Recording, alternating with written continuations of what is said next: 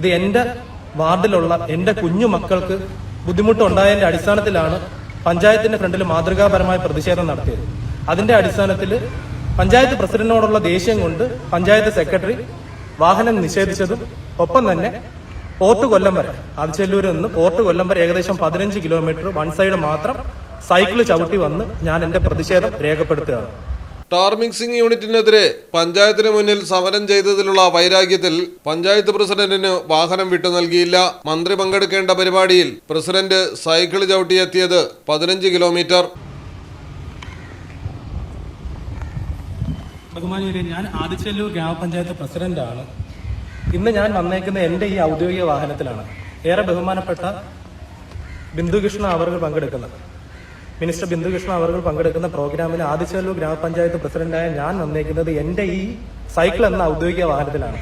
കാരണം എൻ്റെ വാർഡിലുള്ള ഒരു ടാർ മിക്സിംഗ് യൂണിറ്റിനെതിരെ പ്രതിഷേധിച്ചതിന്റെ അടിസ്ഥാനത്തിൽ ഞാനും എൻ്റെ കൂടെയുള്ള സഹപ്രവർത്തകരായിട്ടുള്ള 21 മെമ്പർമാരും പ്രതിഷേധിച്ചതിന്റെ അടിസ്ഥാനത്തിൽ പഞ്ചായത്ത് സെക്രട്ടറി ആദിച്ചല്ലൂർ പഞ്ചായത്ത് സെക്രട്ടറി ഇന്ന് ബഹുമാനപ്പെട്ട ബിന്ദുകൃഷ്ണ മിനിസ്റ്ററും ഒപ്പം തന്നെ കൊല്ലം മേയറും പങ്കെടുക്കുന്ന പ്രോഗ്രാമിൽ അത് ഔദ്യോഗിക പരിപാടി അല്ല എന്ന് പറഞ്ഞ് എനിക്ക് വണ്ടി നിരസിക്കുകയാണ് ചെയ്തത്. അതിന്റെ അടിസ്ഥാനത്തിൽ കൊട്ടിയത്ത് നിന്ന് ഈ കൊല്ലം വരെ 15 കിലോമീറ്റർ, അങ്ങോട്ട് 15 കിലോമീറ്റർ, ഏകദേശം 30 കിലോമീറ്റർ ഞാൻ സൈക്കിള് ചവിട്ടി വന്ന് എന്റെ പ്രതിഷേധം രേഖപ്പെടുത്തുകയാണ്. കൊല്ലം ആദിച്ചനല്ലൂരിലാണ് സംഭവം. പഞ്ചായത്ത് പ്രസിഡന്റായ ജിനോക്കി എഡ്വേർഡാണ് തന്റെ പ്രതിഷേധം മന്ത്രിയെ അറിയിക്കാൻ മൊത്തം 30 കിലോമീറ്റർ സൈക്കിൾ ചവിട്ടിയത്. മന്ത്രി ബിന്ദുകൃഷ്ണ പങ്കെടുത്ത അന്താരാഷ്ട്ര ഗാർഹിക തൊഴിലാളികളുടെ വാർഷിക യോഗത്തിനാണ് പങ്കെടുക്കാൻ പഞ്ചായത്ത് പ്രസിഡന്റിന് പഞ്ചായത്ത് സെക്രട്ടറി ഔദ്യോഗിക വാഹനം വിട്ടു നൽകാതിരുന്നത്.